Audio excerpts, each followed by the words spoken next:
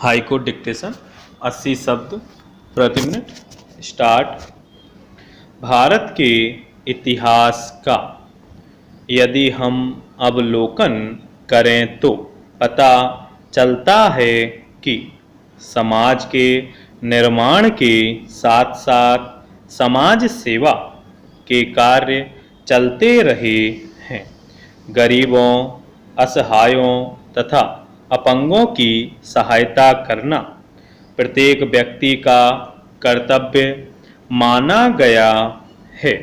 वैदिक काल में सामुदायिक जीवन का विकास हुआ तथा सामूहिक संपत्ति की परंपरा टूटी। ऋग्वैदिक काल के उत्तरार्ध में पुरोहित को एक कुशल समाज कार्यकर्ता के रूप में माना गया। उपनिषदों एवं प्राचीन ग्रंथों से पता चलता है कि प्राचीन समय में दान देना, धर्मशालाएं बनवाना, सड़कें बनवाना तथा दीन दुखियों की सहायता करना राजा का कर्तव्य होता है। व्यक्ति को सदैव महत्व दिया गया तथा उसकी पीड़ा को दूर करने के निरंतर प्रयास होते रहे। सनातन धर्म के सबसे महत्वपूर्ण साहित्य रामायण, महाभारत, गीता आदि से पता चलता है कि इस काल में व्यक्ति तथा समुदाय की भौतिक सहायता की केवल सेवार्थी की सेवा नहीं थी, क्योंकि इससे हीनता एवं आश्रितता की भावना पनपने का भय था। इसलिए उन्हें किसी न किसी उद्योग में लगाना भी कर्तव्य समझा जाता था। बौद्ध काल में समाज कार्य के भारतीय दर्शन की एक झलक मिलती है। विद्यार्थियों को अपने जीवन यापन के लिए स्वयं साधन ढूंढने होते थे। विद्या दान पर विशेष बल दिया जाता था।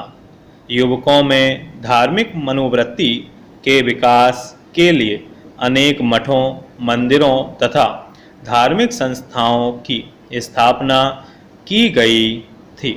इस शिक्षा का उद्देश्य सामाजिक संबंधों में सुधार करना तथा उन्हें सुदृढ़ बनाना था। 18वीं तथा 19वीं शताब्दी के समाज सुधारकों ने समाज कार्य के मूल्यों को व्यवहारिक रूप प्रदान किया। जाति प्रथा तथा भेदभाव को समाप्त करने का प्रयास किया गया। राजा राम मोहन राय, ईश्वर चंद्र विद्यासागर, शशिपदा बैनर्जी, महादेव गोविंद रानाडे ने अनेक सराहनीय प्रयास किए। अनेक संस्थाओं जैसे ब्रह्म समाज, आर्य समाज, रामकृष्ण मिशन इत्यादि ने सामाजिक मूल्यों में परिवर्तन लाने तथा सामाजिक संबंधों में सुधार करने के उद्देश्य से अनेक कार्य किए। 20वीं शताब्दी में गांधी जी के कार्यों का राजनीतिक, आर्थिक तथा सामाजिक जीवन पर बहुत प्रभाव पड़ा।